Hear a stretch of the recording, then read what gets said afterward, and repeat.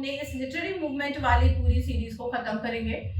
मैंने आपको 50 मूवमेंट्स अभी तक करवा दिए, अप्रॉक्सीमेटली 10 मूवमेंट्स के करीब हमारे बचे हैं जिन्हें हम फिनिश करते हैं, और उसमें इंपॉर्टेंट मूवमेंट्स है सारे के सारे आपके पोस्ट मॉडर्निस्ट मूवमेंट है, जिनको आपको समझना बहुत जरूरी है, क्योंकि हम लोग अभी केवल यूरोपियन पार्ट से अपने बाकी के वर्ल्ड लिटरेचर और आपके अमेरिकन, अफ्रीकन, ऑस्ट्रेलियन, कैनेडियन इन मूवमेंट्स के ऊपर शिफ्ट कर गए हैं, तो हमें ऑब्वियसली इन्हें समझना थोड़ा सा जरूरी है। ठीक है, so let's start. The hungryalist, the hungryalist movement जो है that is in India, it is started in India, Bengal, west Bengal में। ये जो मैगजीन और जर्नल्स के राइटर्स थे, जो पोएट्स थे, उन लोगों ने इसे स्टार्ट किया था। So that is about raising the contemporary issue, taking a voice against the government.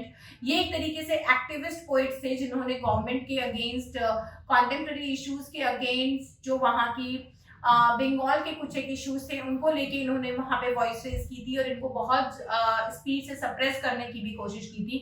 इसमें जो मेजर राइटर्स आते हैं उनके नाम है, इसमें जो राइटर्स आपके आएंगे दैट इज शक्ति चट्टोपाध्याय, समीर चट्टोपाध्याय, मलॉय रॉय चौधरी। मलॉय रॉय चौधरी ये मेजर राइटर्स हैं जो तीन इसके बहुत ज्यादा एक्टिव थे उस टाइम पे और इश्यूज को पोएटिक वे में रेज कर रहे थे through their magazines and journals. Okay, next poetic movement is weak poets. ये भी एक अमेरिकन ग्रुप ऑफ पोएट्स हैं। बेसिकली इसमें काफी सारी कंट्रीज के पोएट्स आते हैं, लेकिन वीक पोएट्स हम अमेरिका से इसकी स्टार्टिंग मानते हैं। यहाँ से ये लोग स्टार्ट हुए थे और इनका जो मेन थीम है that is nihilism. They don't feel the attachment, they don't want to show the attachment or something like which is related to human life, but they are emotionless. They used to talk about detachment and practical approach of life. This is Beat generation. So they talked about the nudity, nakedness, sexuality, no attachment in sexuality and the human relationship. ये सारी चीजें इन्होंने यहाँ पे बात की है और this is a very very important group because इसको रीड किया जाता है, इसके राइटर्स वगैरह के ऊपर भी आपके मेनली क्वेश्चंस आते हैं। सो इसमें जो राइटर्स हैं they are Jack Kerouac and Allen Ginsberg. ये दो इसके मोस्ट फेमस नेम्स हैं बीट जनरेशन के। Now next group is confessional poets. Confessional poets के अंदर इसमें सारे वर्ल्ड के ही पोएट्स आ जाएंगे which belongs to the same stream, लेकिन ये जो पोएट्री है that also started in America और इनकी जो मेन पर्सन है, जो मेन पोएट है who started this confessional poetry is Sylvia Plath, Emily Dickinson। इसके अलावा इंडियन पोएट्रीज के अंदर आ जाएगा कमला दास। ये मेन कन्फेशनल पोएट्रीज के अंदर आने वाले तीन पोएट्स हैं। इसमें फीमेल पोएट्स ज्यादा है, फीमेल पोएट्स ज्यादा है इसके अंदर। Now next misty poets. Misty poets is a group of Chinese poets. These Chinese poets are revolutionary poets.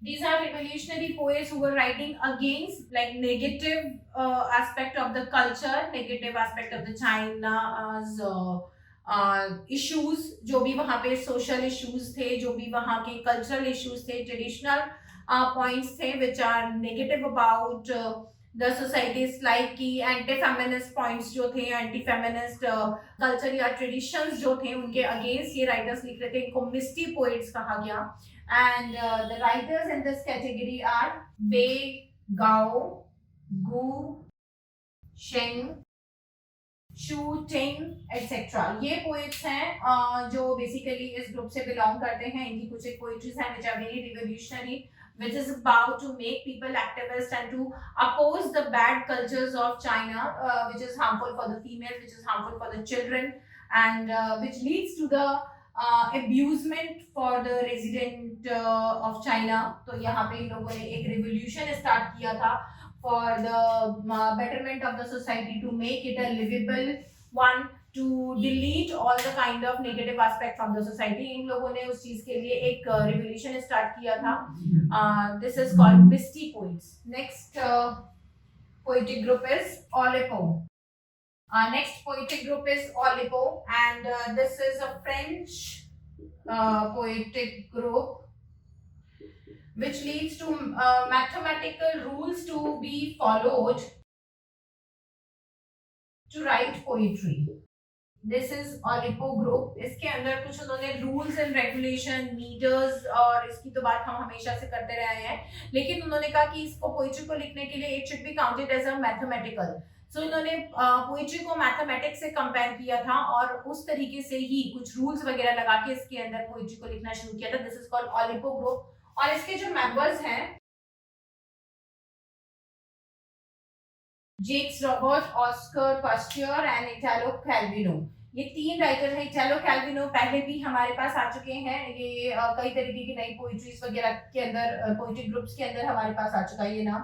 जेक्स Robert first time आया है and he belongs to this Oulipo जिसमें mathematical calculations की बात है. Oskar Pastior is a poet who in the Russian concentration camps, he was sent in a Russian concentration camp and he was into a dilemma for a longer time. Then he started writing poetries. और हमारी Romanian and German writer आती हैं हार्टा मुलर. हार्टा मुलर ने इनके ऊपर study करी है और इनकी लाइफ के ऊपर अपनी जो एक्सपीरियंसेस और उनके खुद के personal you can say trauma जो था, उनका खुद का पर्सनल लाइफ का ट्रॉमा एंड एक्सपीरियंसेस को शी हैज मिक्स्ड और उन्होंने अपनी बुक्स के अंदर, अपनी नॉवेल्स के अंदर उसे शेयर भी करा है. तो ऑस्कर पास्टियर इज वन जिनसे उन्होंने सारे डिटेल्स लिए थे कंसंट्रेशन कैंप्स के और उनको उन्होंने अपनी बुक के अंदर काफी अच्छे से प्रेजेंट किया है and that is the hunger angel. उसके अंदर इन्होंने इस पोइट को डेडिकेट भी करी है कुछ एक lines. Okay, so next poetic group I will tell you after removing all these groups. So ये आपके 55 ग्रुप्स हुए हैं जिसके अंदर आपको beat poet, confessional poet, misty poet, hungryalist, Oulipo, इनमें से कोई भी आप छोड़ नहीं सकते. They all are very important. Now next group is apartheid. Apartheid is an African group of poets and African maybe that is especially South African group of poet and they were writing in favor of the African people who were suffering because of their own people, because of the National Party Congress के through ये लोग जो सफर कर रहे थे, इनकी जो white government की वजह से, कोलोनाइजेशन की वजह से जो इनके राइट्स को स्नैच कर लिया गया था, इनकी कोई बात सुनी नहीं जाती थी. They were not being tortured by their own government क्योंकि रिपब्लिक बनाने के बाद इनके खुद के राइट्स को स्नैच कर लिया गया था. उनके फेवर में ये लोग लिख रहे थे. इसमें जो राइटर्स आपके आते हैं that is Amiri Baraka, Olive शिनर,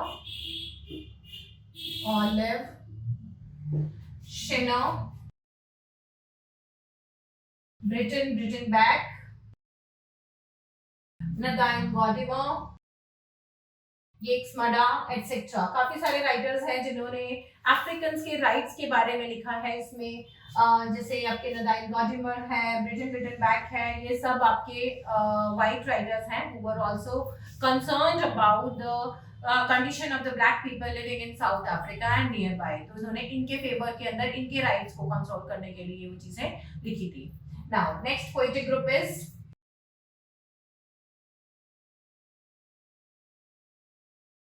scientific fiction.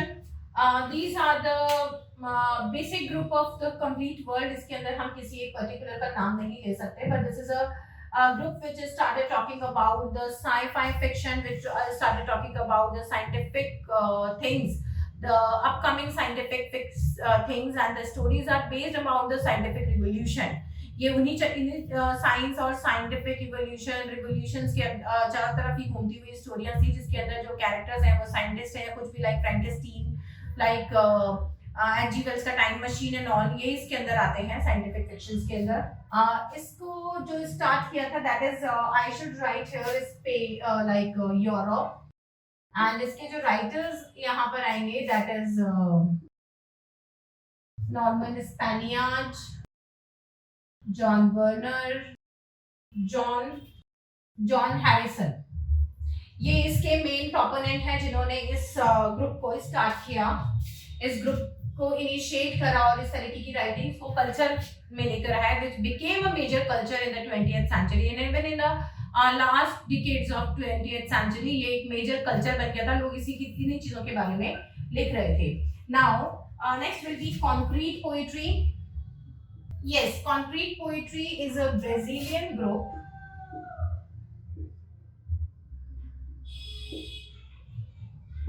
Is a Brazilian group of 1950s which has started writing about their literal condition. It is they are also representing the realistic condition of that, but they don't become the part of realism.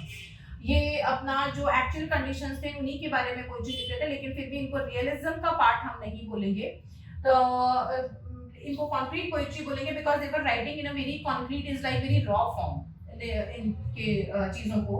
और इसमें जो poets आएंगे that is Haroldo de Campos and Augusto de Campos. ये दो इसमें major writers हैं. Now your next group is एम्पैथिज्म.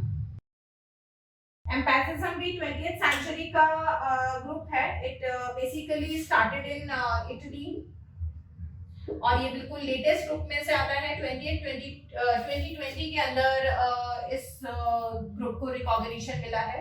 Latest आपका contemporary group में आएगा एम्पैथिज्म में, and that is about giving power through your poetry. It is like very motivational poetry इन्होंने लिखा था, but it is not about giving motivation, but those who are sufferers, they are not sympathizing with them but giving empathy to them. कि yes, we are all in support to you but cannot help you in a particular. So such kind of feeling is being shared by the Italian writers. Those who have suffered the major issues of contemporary time, maybe like corona also can be included in that. So his जो writers हैं that is Minotti, Lori, Minotti, Lero and Franco लोई. ये दो इसके major writers हैं. Now the last group of poets, next is negritude that is also started in Africa and Caribbean islands, that was against colonization and especially a subjugation of niggers, subjugation of Nigerian poets. ये यहाँ पे उनके slave trade, उनकी life style, उन सब चीजों को affect करते हुए जो चीजें थी उसके बारे में इसमें लिखा गया है. And the prominent writer which are associated with this group are Leopold Senghora and Aimé Césaire. So now we have completed our all poetic movements, all literary movements in the 5 videos. I have given you 60 poetic groups till now. हमने 60 poetic groups अभी तक करे हैं जो कि major groups हैं. आपको ये करने हैं. 1-2 groups के अलावा बाकी हमें mainly सारे groups के ऊपर focus भी करना है. So अब बहुत ही जल्द हम आगे अपनी किसी और नई सीरीज के साथ चलेंगे जिसमें मैं हो सकता है आपको बहुत सारे लिटरेरी टर्म्स करवाऊं. शॉर्ट वीडियोस के थ्रू भी उसे करवा सकते हैं और उसके अलावा भी बहुत सारा हम स्टडी मटेरियल आप लोगों को फॉर वेरियस एग्जामिनेशन प्रोवाइड करवाते रहते हैं. So stay tune, subscribe our channel as soon as possible so that you will get the notification of our latest video on the spot. And stay blessed, take care.